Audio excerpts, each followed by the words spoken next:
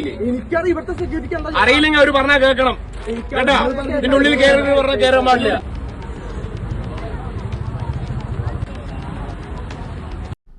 Mannuthy veterinary കോളേജിൽ നടക്കുന്ന കുറച്ച് തോന്നിവാസത്തിനെ കുറിച്ചാണ് നമ്മൾ ഇന്ന് വീഡിയോയിൽ പറയാൻ പോകുന്നത്. ശരിക്കും പറഞ്ഞു കഴിഞ്ഞാൽ തെണ്ടിത്തരം എന്ന് പറഞ്ഞാൽ വളരെ വലിയൊരു തെണ്ടിത്തരം തന്നെയാണ് കാണിച്ചു വെച്ചിരിക്കുന്നത്.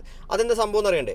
അതായത് ഒരു പട്ടീനെ അവിടെയുള്ള വെറ്റിനറി കോളേജിലെ സ്റ്റുഡൻസ് പട്ടീനെ തൊട്ട് കഴിഞ്ഞാൽ 1000 രൂപ ഫൈനും, അതായത് ആ പട്ടികൾക്ക് ഭക്ഷണം ഇട്ട് കൊടുത്താൽ 2000 രൂപ ഫൈനുമാണ് അവിടുത്തെ ഡീൻ സർക്കുലർ ഇറക്കിയിരിക്കുന്നത്.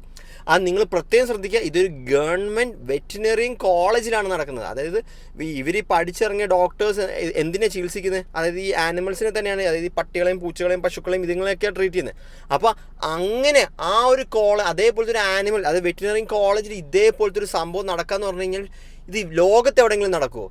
അതായത് ശരിക്കും പറഞ്ഞു കഴിഞ്ഞാൽ ഇതിൻ്റെ മെയിൻ സ്റ്റാർട്ട് എന്താണെന്ന് ഞാൻ കാണിച്ചു തരാം. അതിന് മുമ്പേ ഒരു വീഡിയോ ഞാൻ പ്ലേ ചെയ്ത് തരാം. ഇതിനകത്ത് ആദ്യം കാണിക്കുന്ന പുള്ളിക്കാരൻ്റെ പേര് ആൻ്റണി അഭിജിത്ത് എന്നാണ്. പുള്ളിക്കാരൻ ഒരു ആനിമൽ ആക്ടിവിസ്റ്റാണ്.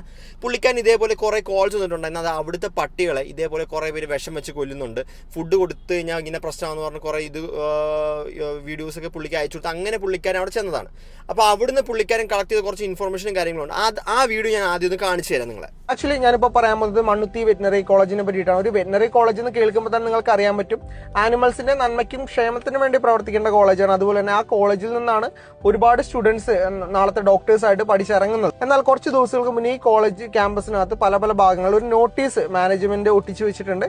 അതിൽ പറയുന്നത് ക്യാമ്പസിനകത്തുള്ള സ്ട്രേ ആനിമൽസ്, അവിടെയുള്ള 50-ൽ താഴെ ഡോഗ്സ് അവിടെ ഉള്ളൂ, അവർക്ക് ഇനി തൊട്ട് ഭക്ഷണമോ വെള്ളമോ കൊടുക്കാനായിട്ട് പാടില്ല. അഥവാ ആരെങ്കിലും കൊടുക്കുവാണെങ്കിൽ അവരുടെ ഫോട്ടോ എടുത്തിട്ട് കോളേജിന്റെ ഡീനായ ഡോക്ടർ അല്ലി ആക്ച്വലി ഇതിപ്പോ തുടങ്ങിയതല്ല കേട്ടോ, ഈ ക്യാമ്പസിനകത്ത് ഇത്തരത്തിലുള്ള കാര്യങ്ങളുണ്ട്. ഇത്തരത്തിലുള്ള ആനിമൽ വെൽഫെയറിനെതിരെ ഇവിടുത്തെ മാനേജ്മെന്റും ഇവിടുത്തെ ആളുകളും മുന്നേ സംസാരിക്കുന്നുണ്ടെന്ന് അറിഞ്ഞിട്ട് ഞാൻ ഒരു മാസം മുന്നേ തന്നെ ഈ കോളേജിനകത്ത് ഞാൻ ഒരു RTA ഒരു ഫയൽ ചെയ്തിരുന്നു. അതായത് കോളേജിനകത്ത് ക്യാമ്പസിനകത്ത് ഡോഗ്സിന് ഭക്ഷണം കൊടുക്കുന്നുണ്ടെങ്കിൽ സ്റ്റുഡൻസിൽ നിന്ന് വല്ല ഫൈനോ മറ്റോ ഈടാക്കുന്നുണ്ടോ എന്ന് ചോദിച്ചിട്ട് ഞാനൊരു RTA ഞാൻ കൊടുത്തിരുന്നു.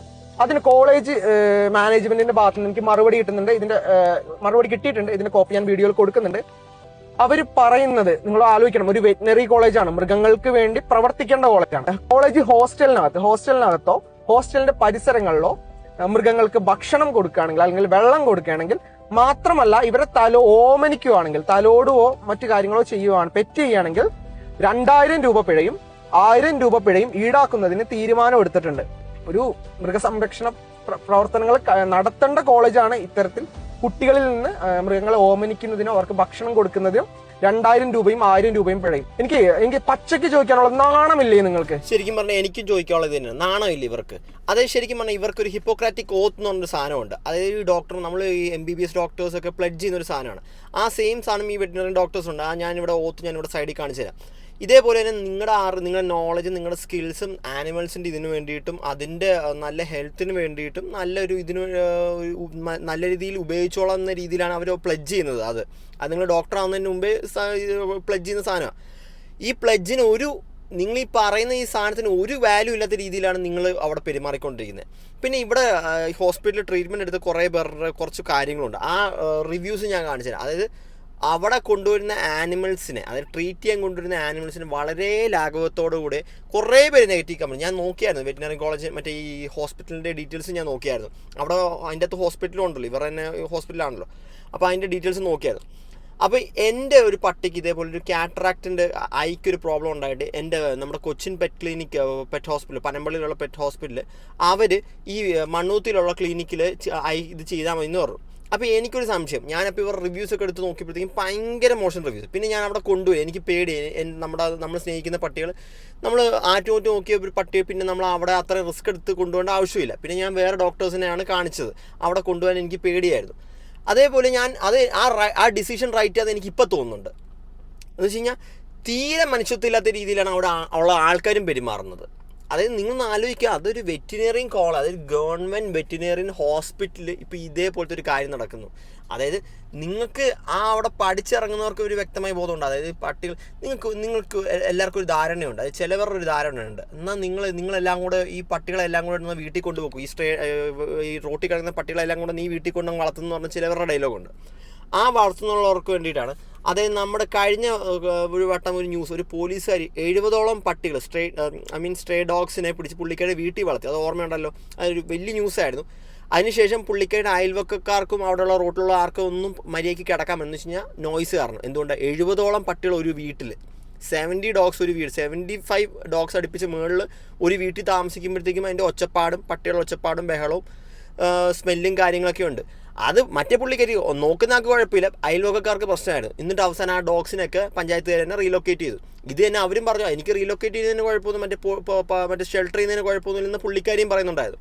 ഇത് അവർക്കുള്ളൊരു മറുപടിയാണ്. അതായത് എല്ലാവരെയും ഒരു വീട്ടിൽ തന്നെ ഈ 10-70 ഡോഗ്സിനെ പിടിച്ച് വീട്ടിലിട്ട് കഴിഞ്ഞാൽ ഇതായിരിക്കും അവസ്ഥ, അയൽവക്കക്കാർക്ക് ശല്യമായിരിക്കും. അപ്പോൾ അത് ടെക്നിക്കലി പോസിബിൾ അല്ല.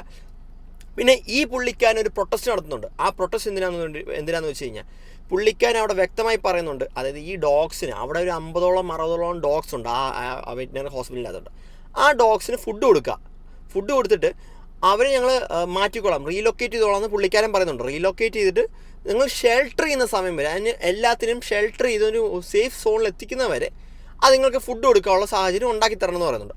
അതിനൊട്ട് ഇവർ സമ്മതിക്കത്തുമില്ല. എന്തായാലും അതിനെ ബേസ് ചെയ്ത് ഈ പുള്ളിക്കാരൻ ഈ ഇതിലെ പോലെ മറ്റേ കോളേജിൽ പോയി ആ ഡോഗ്സിനൊക്കെ ഫീഡ് ചെയ്തു. അവരെന്ത് ചെയ്തു, കോളേജുകാരെന്ത് ചെയ്തു, ഈ പുള്ളിക്കാരനെ അറസ്റ്റ് ചെയ്തു. ആ വിഷ്വൽസും കൂടെ ഞാൻ ഒന്ന് കാണിച്ചു തരാം. ഗ്രൗണ്ടിനകത്ത് സെക്യൂരിറ്റിയുടെ നിർദ്ദേശമില്ലാതെ അനുവാദമില്ലാതെ അതിക്രമിച്ചു എന്നോട് എനിക്കറിയാം. ഇവിടുത്തെ സെക്യൂരിറ്റി അറിയില്ലെങ്കിൽ അവർ പറഞ്ഞാൽ കേൾക്കണം കേട്ടാ. ഇതിന്റെ ഉള്ളിൽ കയറുന്നത് പറഞ്ഞാൽ കയറാൻ പാടില്ല. പറഞ്ഞില്ലേ, നിങ്ങൾ പറഞ്ഞില്ലേ ഇതിനകത്ത് കൊടുക്കരുത്, ഇതിനുള്ളിൽ കയറാൻ പാടില്ല. ഇതിന്റെ ഉള്ളിൽ ഭക്ഷണം കൊടുക്കാൻ വന്നു. ഇവിടെ ഉള്ള പട്ടികൾക്ക് ആരും ഭക്ഷണം കൊടുക്കേണ്ടത് ഇവിടെ റൂൾ എഴുതി വെച്ചിട്ടുണ്ട്. അതുകൊണ്ട് ഞാൻ ഭക്ഷണം കൊടുക്കാൻ വേണ്ടി വന്നതാണ്.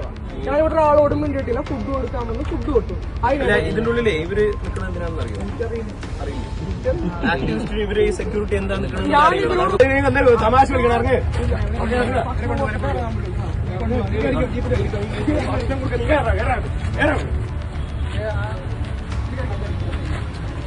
അതായത് കോളേജിലുള്ള സ്റ്റുഡൻസ് ഫീഡ് ചെയ്ത് കഴിഞ്ഞാൽ 2000 രൂപ ഫൈനും തൊട്ട് കഴിഞ്ഞാൽ 1000 രൂപ ഫൈനുമാണ് ഉള്ളത്.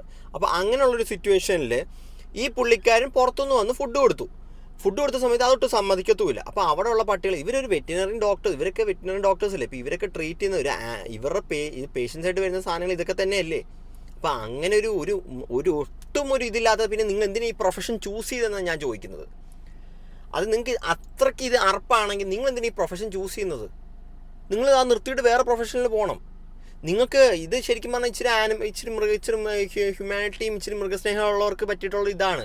അല്ലാണ്ട് ഇതൊരു വണ്ടി പണിയുന്ന ലാഘവത്തോടെ വന്നിട്ട് എന്താ സാധനം അങ്ങനെ ഇങ്ങനെയാണ് ആ ഒരു കൈപ്പുണ്യം കിട്ടത്തില്ല നിങ്ങൾക്ക്.